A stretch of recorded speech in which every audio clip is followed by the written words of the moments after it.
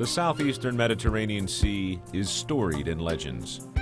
Through these waters, Homer's hero, Odysseus, returned home after the Trojan Wars, surviving giants and tempters.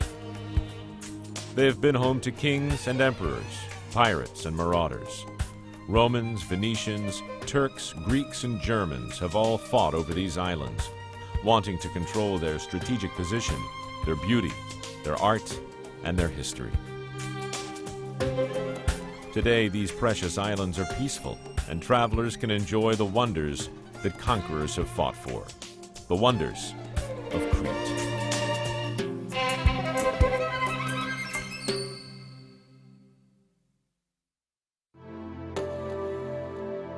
A trip to the Aegean Islands is like entering a fairy tale. Surrounded by the deep blue sea, these islands offer some of the most varied shores in the world. Here, travelers can lie under the stars in a pebbled alcove, hike through rocky and rugged coastline, or enjoy a simple siesta on fine golden sands. But the beach is just the beginning in this part of the world. The culture of the Aegean Islands is as eclectic as the coastline. The islands are home to a wealth of Venetian castles, Byzantine churches, Turkish-style bazaars, and magical museums. These islands also have a dramatic history. Since ancient times, everyone from the Romans and Venetians to the Turks and Germans have fought to dominate these shores. Crete was ruled by the Venetians, then by the Ottoman Turks, until Greece and Crete finally achieved independence in the 20th century. Today, however, the recent decades of peace lend the islands an air of calm and goodwill. So when travelers visit this glamorous sea, which was frequented by sailors, poets, and pirates before them, they find themselves joining in with the celebration.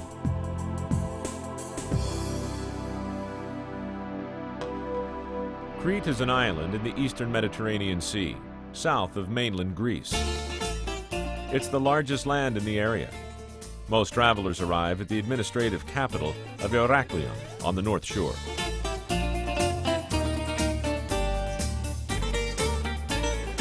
Travelers who come by sea are greeted by the Venetian walls of Heraklion.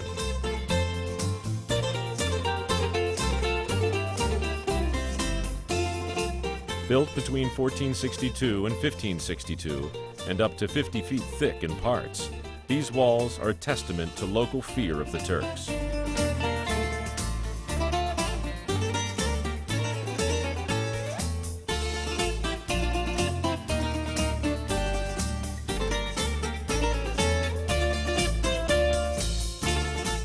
Visitors can walk along the fortified walls to reach the tombstone of the celebrated author Nikos Kazantzakis.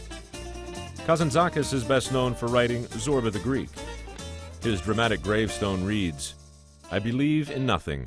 I hope for nothing. I am free." It is a sentiment that reflects the combination of heroism and tragedy that has marked this island's history.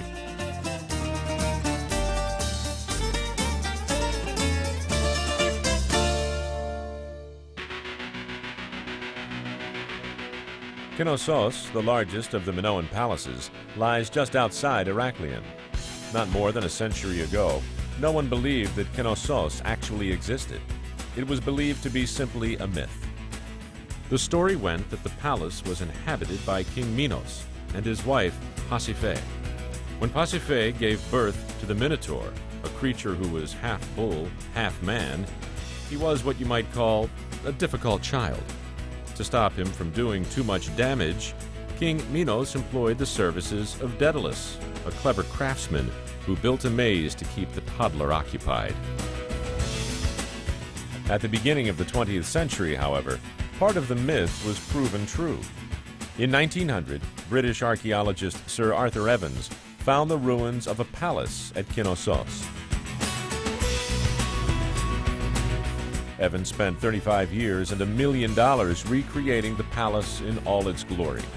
Today, visitors to Knossos will find a structure so completely renovated that it hardly resembles a ruin at all. The advantage of visiting such a fully rebuilt ruin is that you don't have to imagine what the palace was like. Today, it stands before you in its complete glory. There are several things not to be missed here. Particularly impressive is the Queen's bathroom, which features the first flushing toilet, and the elegant throne room, where a fresco of griffins hangs above the seat. It is now believed that the throne was made for a high priestess rather than a king.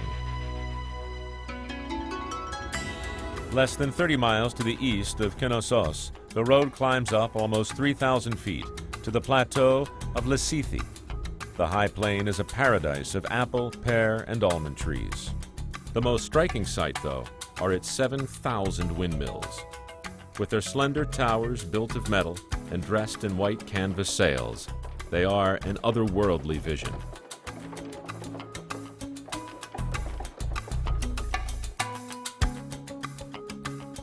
Another shining example of the local agriculture is the plain of Massaria to the southwest of Heraklion. The plain is a perfect home to olives, fruits, and vegetables. Several things make Massaria the most fertile part of Crete. It is the hottest part of the island, and it is surrounded by mountains, which deliver water to the lowland. The mountains also shield crops from the winds off the Mediterranean.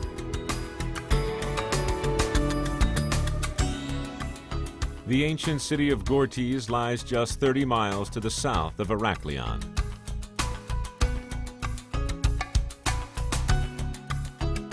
Just beyond Gortys Theater, known as the Odeon, lies the fascinating Law Code, Europe's oldest.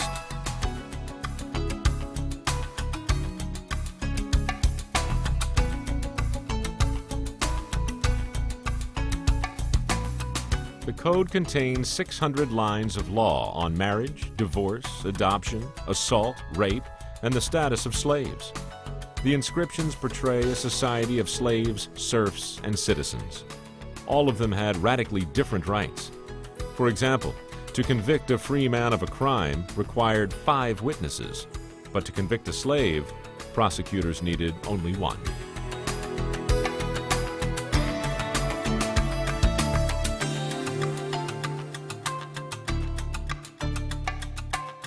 Also in Gortys, travelers can visit the Basilica of St. Titos. Built in the 6th century, it's the best example of an early Christian church in the Aegean.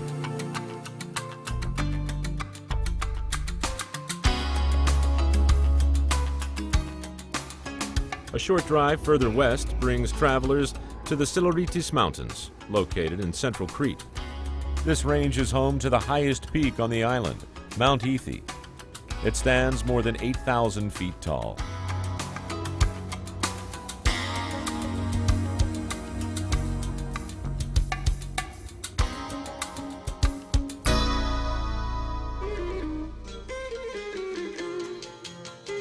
Also in this area, we find dancers reviving the Pyrrhic, a popular dance. These are members of a folk group from the city Rethymnon.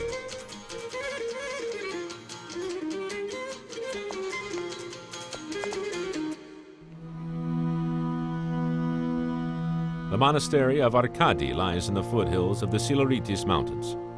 The Byzantine structure combines elements of Romanesque and Baroque architecture.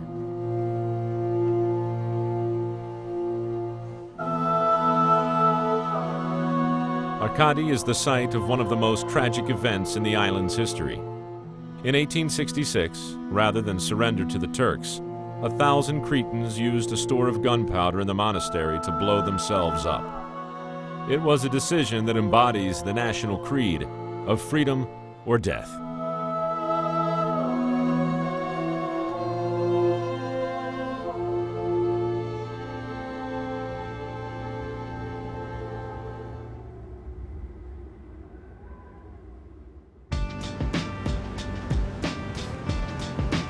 Back on the north coast of Crete, the town of Rethymnon is nearly as big as Heraklion, but it feels much less urban. One reason may be the beach in the village center. Another may be the relaxed way of life here.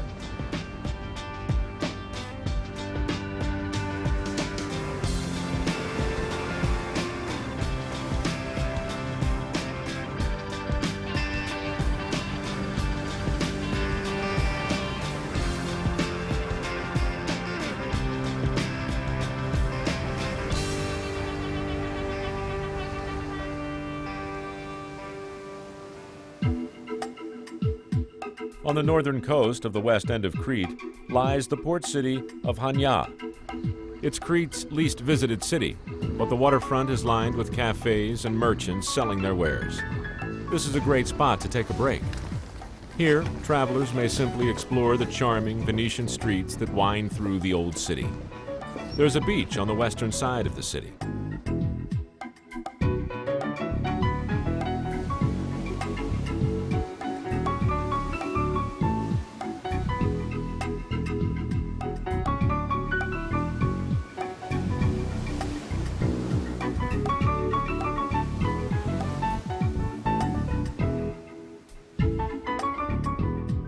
Hania is the staging area for trips to the Cimmerian Gorge on the southern coast of Crete.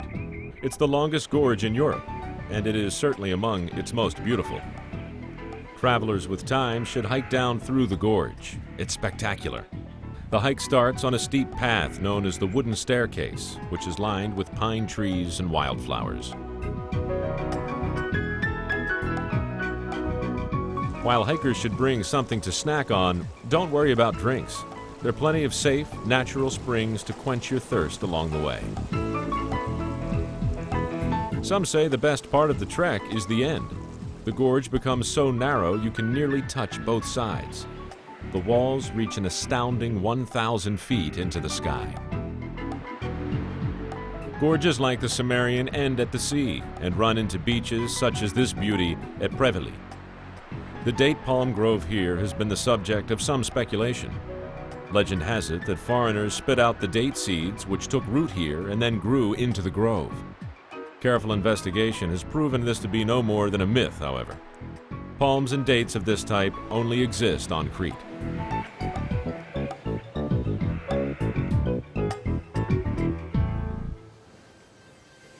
The most exciting way to leave Crete is by ferry. One major route goes north to the Cyclades Islands. The first stop is the outward island of Santorini. When the Minoans arrived here from Crete in 3000 BC, this island was called Strongili, which means the round one. In 1450 BC, however, what might have been the biggest volcanic eruption in history occurred. It caused the center of Strongili to sink. What was left is what we see today, a caldera surrounded by cliffs. Some believe the eruption wiped out the entire Minoan civilization. Others believe the island was part of the lost continent of Atlantis.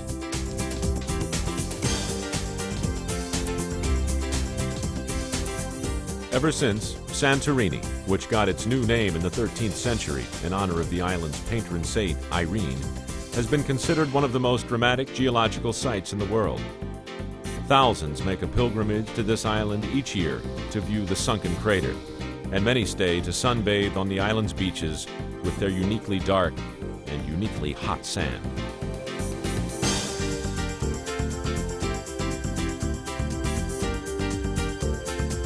To the west, and also connected by ferry, is the island of Milos. Between 1500 and 1600, the island of Milos was the headquarters for the most feared pirates in the Aegean. Milos has hundreds of small coves and secret inlets, which lead to hidden caves. So it's no wonder that it was the perfect spot for a group which wanted to remain invisible. The nooks and crannies gave the pirates hiding places the soldiers of the Venetian fleet never found.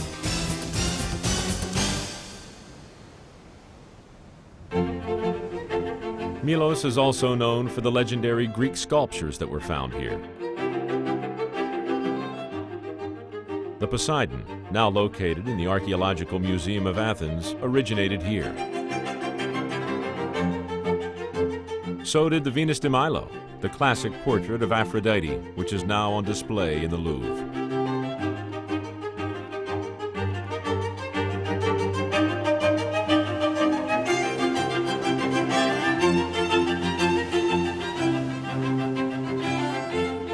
Another island, Delos, is right in the middle of the Cyclades Islands. Legend has it that Delos was once just a big rock floating in the sea, but it had to stop to allow the goddess Leto to give birth to Apollo, the son of Zeus.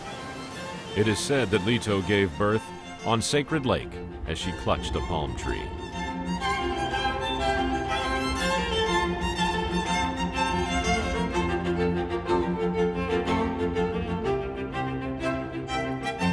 Today, the island's sanctuary of Apollo contains 3 temples to her son.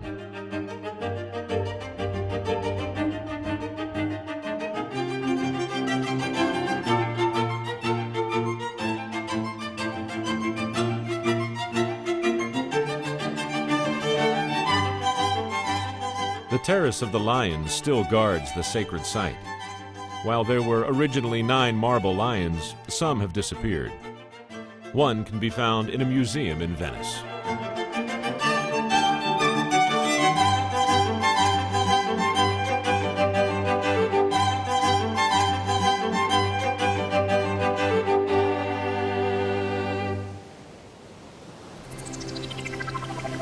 Just across a narrow stretch of water from Delos, Mykonos is one of the most glamorous and popular of all the Greek isles. It's also one of the smaller ones, covering only 35 square miles. Mykonos' narrow, maze-like streets were originally designed to confuse pirates in the 18th and 19th centuries. Today, they just confuse visitors. But few travelers mind getting lost here. Mykonos is full of fascinating byways with lush bougainvillea and geraniums growing against the signature white walls of Greece.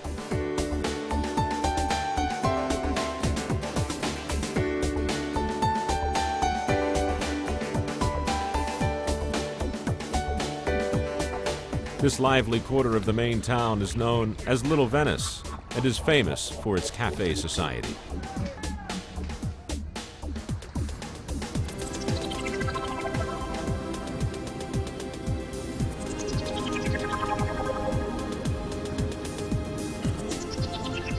For a quieter experience, the village of Anomera is charmingly old-fashioned. Here, ouzo and cheese are made fresh and vegetables are sold in the village center. There is only one hotel. Giuliani, the village's 16th century monastery, is a must for most visitors. Its beautiful red-roofed exterior only hints at the beauty of the icons inside. Of course, there is also the beach. Scuba diving is legal on Mykonos, which is unusual in Greece. So if you're interested in a subterranean adventure, be sure to take advantage of the dive centers on these shores. The island of Chios is further north, across a short stretch of Aegean Sea. It's an island with an extraordinary history. It's said to be the birthplace of Homer. Christopher Columbus visited as a pirate in the 1470s. 20 years later, Columbus sailed to the New World. Chios is also home to the Neamoni Monastery. The monastery is a Byzantine masterpiece which stands high in the mountains and dates back to the 11th century. It was built to house an icon of the Virgin Mary, which miraculously appeared before 3 shepherds. However, in 1822, disaster struck. When Greek revolutionaries tried to liberate the island, the Turks burned Chios. The monks and almost 100,000 other Greeks were slaughtered. Subsequent earthquakes and forest fires damaged the site even more.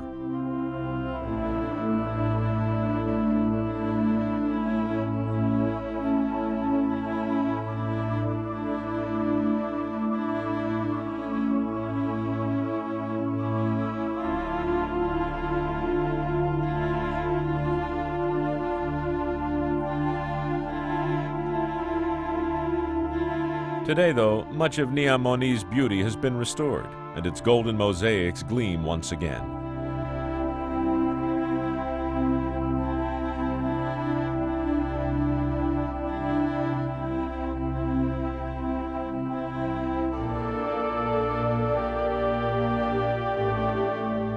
A particularly striking sight on Chios is the village of Pyrrhi. Many of Pyrrhi's buildings have unusual gray and white designs on their facade. These designs are achieved through a painting method known as zistra. To create the designs, the walls are covered with a mixture of cement and black volcanic sand. Then they're painted over with white lime. Finally, a fork is used to scrape off some of the lime, and the unusual designs are created.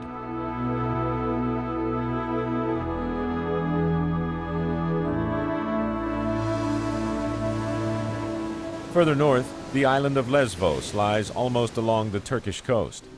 Here, life is mild. The light is less blinding than in the Cyclades. The climate is more temperate. Olive groves dot the landscape, and the island produces the best olive oil in Greece.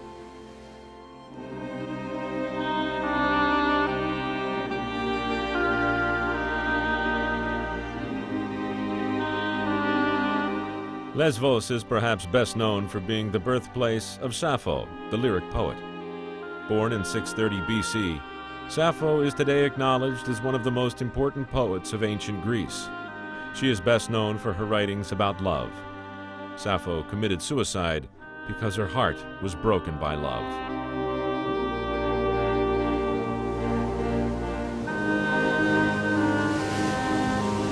Another source of renown is Lesvos's petrified forest. No one knows exactly when the combination of volcanic ash and hot springs activity created this geological rarity.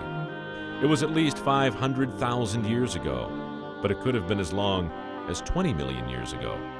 Don't be tempted to take a twig home. There are stiff penalties for stealing even a small piece of the forest.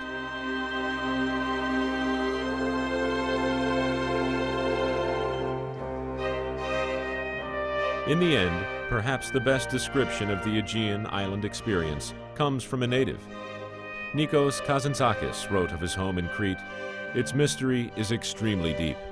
Whoever sets foot on this island senses a mysterious force branching warmly and beneficently through his veins, senses his soul beginning to grow." While he was writing of a single island, Kazantzakis' words ring true for all of the islands in these captivating waters. They have enticed conquerors and kings, poets and philosophers. The enchanted light of the eastern Mediterranean makes every vista seem saturated in color. The gentle air invites wandering and exploration. The rich histories of ancient civilizations are irresistible. This is a place to wander, seeking both pleasure and knowledge, a land steeped in beauty and rich in legend.